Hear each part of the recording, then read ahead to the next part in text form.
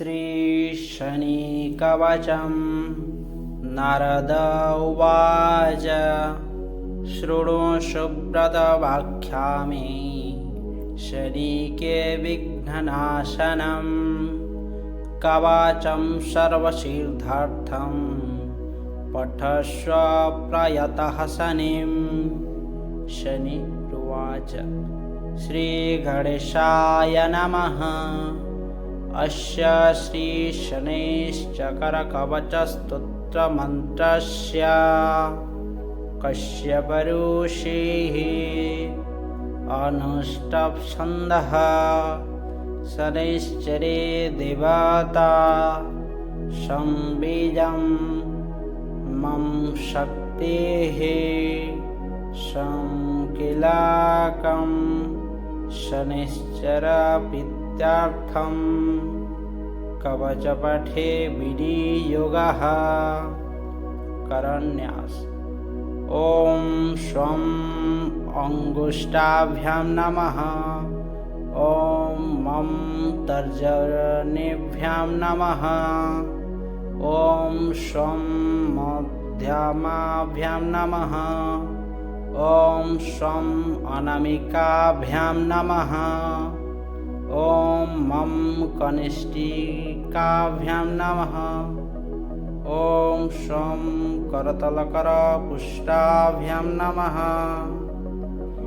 अंगन्यास ॐ स्वं हृदयाय नमः।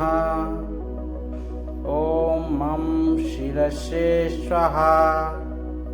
ॐ स्वं शिखायै वश। ॐ स्वं कवचाय हं। ॐ मम नेत्रताय वश। ॐ स्वं अस्त्राय फट्। ध्यान चतुर्भुजं शनिदेवं शूलन्दरप्रभुं चतुर्वर्णः समायुक्तं ज्वलतं सर्वतोमुखं कवचं शनैश्चरः शिरः पातु भालं पातु महाग्रहे कर्णकुष्माण्डः पातु नेत्रे पातु शिवप्रियः नासाम्बे पातु नन्दिः मुखं पातु सुरेश्वरः भुजौ पातु खड्गे हस्ते पातु स्तवनः सदा हृदयं पातु छायासु कुक्षिपत्वास्ति विभवा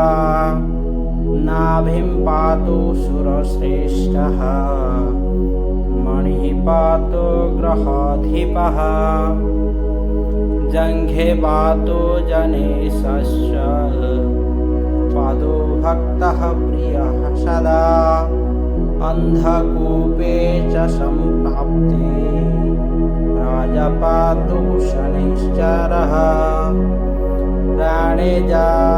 राणेयाजे च सम्प्राप्ते सूर्यपुत्रेभिरक्षतु प्रवासे दुर्गमे देशे षड्ग्रामे शत्रुसङ्कटे जले स्थले च आकाशे भये दुर्गे महाश्चरे सर्वदा सर्वकाले च पातु मां सूर्यनन्दनः।